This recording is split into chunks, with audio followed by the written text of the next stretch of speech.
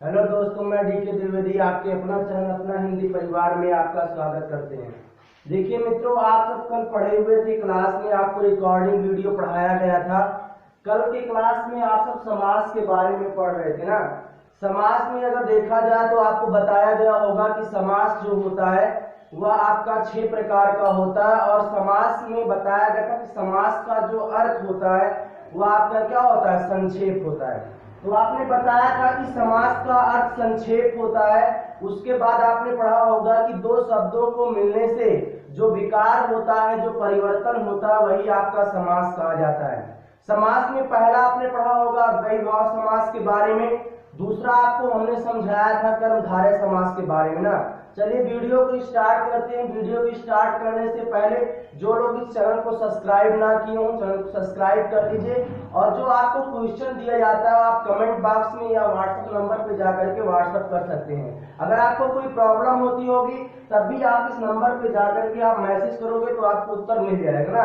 चलिए स्टार्ट करते हैं क्लास को। देखिए, जो ये क्लास है अभी आपकी जो वैकेंसी लेखपाल है, लेखपाल के लिए है, या तो आप यूपीएसआई का अगर फॉर्म डालोगे तो यूपीएसआई के लिए भी अवेलेबल है।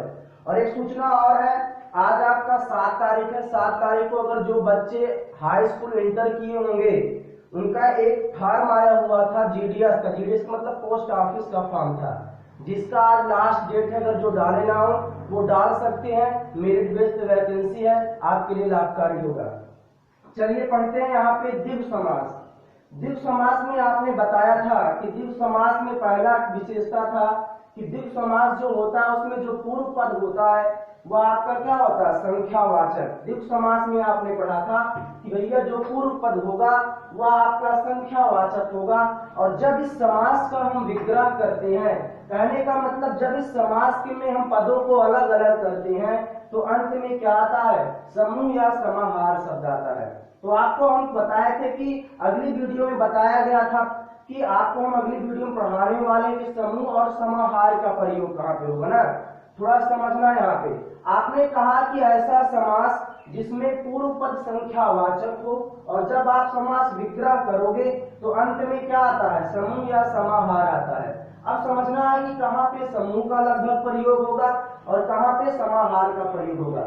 आपके एग्जाम में क्या होता है कि समास दिया होता है तो उस समास को आपको पहचानना होता है कि कौन सा समास है, या कभी कभी आपको समास दिया गया होता है और उसमें आपको समास विग्रह करके पहचानना होता है। समास विग्रह दिया गया होता है तब भी पहचानना होता है।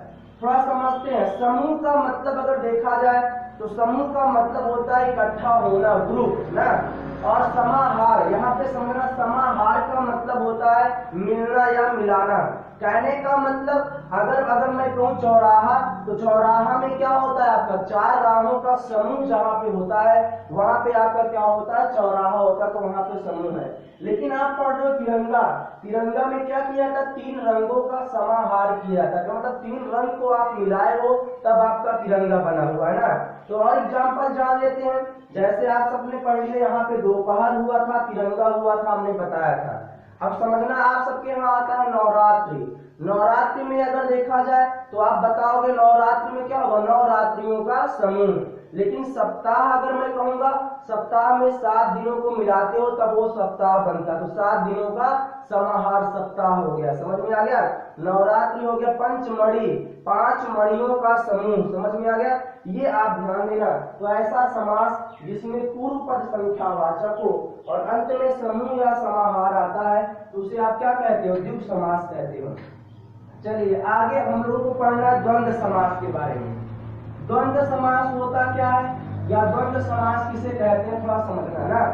कुछ बच्चे ऐसे हैं जिन्होंने कमेंट में किया था कि अल्प प्राण महाप्राण क्लियर नहीं हुआ था।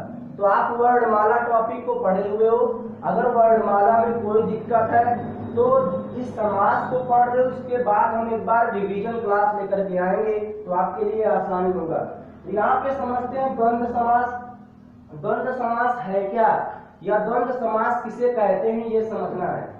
आप सबके एग्जाम में अधिकांशतः क्वेश्चन आता है कि वह कौन सा समास है जिसमें दोनों पद प्रधान होते हैं। अधिकांश एग्जाम में, वीडियो के भी एग्जाम में आया हुआ था। यहाँ पे समझना द्वंद्व समास के बारे में। अगर एग्जाम में आएगा कि वह कौन सा समास है जिसमें दोनों पद प्रधान होते हैं। तो आप बताओगे द्वंद्व समास एक ऐसा समास है जिसमें दोनों पद प्रधान होते हैं। तो पहली विशेषता क्या हो गई कि ऐसा समास जिसमें दोनों पद प्रधान हो। क्या होगा? दोनों पद प्रधान हो। चलिए ठीक है, आपने कहा कि ऐसा समास जिसमें दोनों पद प्रधान हो उसे क्या कहोगे? द्वंद्व समास। अगली विशेषता, आप जब इस समास का विग्रह करोगे, जब हम द्वंद्व समास का विग्रह करते हैं तो इस समास का जब विग्रह किया जाता है इसमें और या आपका एवं शब्द का प्रयोग होता है। किसका प्रयोग होता है? और या एवं शब्द का प्रयोग होता है। फिर समझना, आपने यही कहा द्वंद्व समास, हमने कहा कि द्वंद्व समास का मतलब ऐसा समास जिसमें क्या होगा? दोनों पद प्रधान हो। और जब आप इस समास का विग्रह करोगे तो इसमें क्या आएगा? और या एवं शब्द आता है। थोड़ा सा और एक चीज है, कभी कभी क्या होता है कि अधिकांशता या समानता कह सकते हो आप, हमेशा नहीं ना। अधिकांशता इस समास में जब आप देखोगे तो योजक चिन्ह ना, योजक चिन्ह का प्रयोग हुआ होता है। तो इसको हम लोग क्या कहते हैं? योजक चिन्ह, इंग्लिश में हाइफन कहते हैं। तो यहाँ पे समझना, एक बार फिर समझते हैं द्वंद्व समास। द्वंद्व समास में आपने यही बताया कि ऐसा समास जिसमें दोनों पद प्रधान हो। लेकिन अगर एग्जाम में है कि अभी आपने कहा कि वह समास जिसमें दोनों पद प्रधान हो, मैं कहूँ वह समास जिसमें कोई पद प्रधान ना हो तो उसे क्या कहते हैं ना।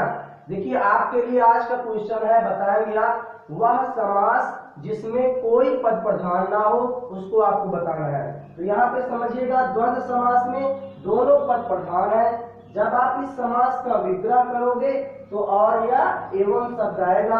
और इस समास में सामान्यता किसका प्रयोग हुआ होता है? योजक चिन्ह का। अब कैसे? यहाँ पे समझना, जैसे आप सबका लिखा होता है पाप पुण्य, अगर बहुत बार आया हुआ पाप पुण्य, अब ये लिखा गया है। अब इसमें अगर आपसे पूछे कि कौन सा समास है, हमने कहा कि दोनों पद प्रधान है। दोनों पद प्रधान का मतलब जो ये दोनों पद है, जब आप इसको अलग करोगे, कहने का मतलब इसको हम अलग करेंगे तो पाप और आपका क्या आएगा? पुण्य आएगा। समझना, यहाँ पे पाप और पुण्य आप लिखोगे तो आप कहोगे सर जी इसको जब हमने अलग किया तो इसमें और शब्द आया। चलिए ठीक है, और शब्द आया, बीच में योजक चिन्ह का भी प्रयोग है। अब कहना है कि कैसे पहचानेंगे दोनों पद प्रधान है। कहने का मतलब जो दोनों ये पद है, मतलब जो पहला वाला शब्द है और दूसरा वाला शब्द है, इसका अपना क्या होगा? कोई ना कोई अलग अर्थ होगा। तो पाप का अपना अलग अर्थ होता है और पुण्य का अपना अलग अर्थ होता है। समझ में आ गया? किसी पे आश्रित नहीं है। तो यहाँ पे आपने यही समझा कि ऐसा समाज जिसमें दोनों पद प्रधान हो। अब आप सबके हाथ ऐसे राजा प्रजा, अब क्या लिखा गया? राजा प्रजा। तो इसको जब आप अलग करोगे तो राजा और प्रजा हो जाएगा, राजा और प्रजा। तो यहाँ पे और आ रहा है प्रजा। अब देखना, एक क्वेश्चन आता रहता है आप सबके यहाँ, जलवायु, बहुत इंपॉर्टेंट क्वेश्चन है, आता अधिकांशता। अब मैं जलवायु लिखा हूँ। अब आप कहोगे कि आपने बताया कि जिसमें योजक चिन्ह का प्रयोग हुआ होता है वह द्वंद्व समास होता है, लेकिन अब इसमें योजक चिन्ह का प्रयोग नहीं है। लेकिन जब आप जलवायु लिखा गया है, जब आप इसको अलग करोगे तो आपका क्या होगा? जल और वायु हो जाएगा, जल और वायु। अब देखना, आपने कह दिया कि इसमें और आया कि नहीं आया। जल का अपना अलग अर्थ होता है और वायु का अपना अलग अर्थ होता है। आता है आप सबके यहाँ क्वेश्चन है देवासुर, बहुत बार आया देवासुर। अब इस देवासुर को आप अलग करोगे तो यहाँ पे क्या हो जाएगा? देव और आपका क्या आएगा? असुर। देव और असुर आपका हो जाएगा, देव और असुर। तो फिर समझना, आपको यही बताया गया द्वंद्व समास। द्वंद्व समास का मतलब ऐसा समास जिसमें दोनों पद प्रधान हो और इसमें और या एवं शब्द आए और इसमें किसका प्रयोग होगा? योजक चिन्ह का। तो आप पढ़े द्विगु समास। द्विगु समास के बाद आपको पढ़ाया गया क्या? द्वंद्व समास। अगला समास है आपका इंपॉर्टेंट जो कि है, हम लोग पढ़ेंगे बहुव्रीहि समास। चलिए पढ़ा ही देते हैं इसको। तो हम लोग पढ़ेंगे क्या? बहुव्रीहि समास। इससे क्वेश्चन अधिकांशता आते रहते हैं समझ लेना, तत्पुरुष समास बचेगा तो उसको कल पढ़ेंगे। यहाँ पे समझना, आप पहला पढ़े हो अव्ययी भाव। अव्ययी भाव के बाद आपको बताया गया कर्मधारय समास होता है। कर्मधारय पढ़े, द्विग पढ़े, द्वंद्व पढ़ लिए, और पांचवा आपको पढ़ना क्या है, बहुब्रीहि समास। अब यहाँ पे जानेंगे कि बहुब्रीहि समास किसे कहते हैं। चलिए, अभी आपको बताया गया था कि ऐसा समास जिसमें दोनों पद प्रधान होते हैं वह आपका क्या होता है, द्वंद्व समास। आपने क्या कहा था, जिसमें दोनों पद प्रधान होगा वह आपका द्वंद्व समास होगा, और जिसमें कोई पद प्रधान ना हो वह आपका क्या होगा, बहुब्रीहि समास। समझ में आ गया। आपने कहा कि जिसमें दोनों पद प्रधान है वह आपका क्या है, द्वंद्व समास। यहाँ पे समझेंगे जिसमें कोई पद प्रधान ना हो, कोई पद प्रधान ना हो, कोई पद प्रधान ना हो, उसे क्या कहते हैं, बहुब्रीहि समास कहते हैं। कहने का मतलब इसका कोई विशेष अर्थ दोनों पद का नहीं होगा। अगला क्या नियम है, जिसमें कोई पद प्रधान ना हो, जब आप समास विग्रह करोगे तो ये किसी अन्य पद की ओर संकेत करते हैं। क्या करते हैं, किसी अन्य पद की ओर संकेत करते हैं, किसी अन्य पद की ओर संकेत करते हैं, किसी अन्य पद की ओर संकेत करते हैं।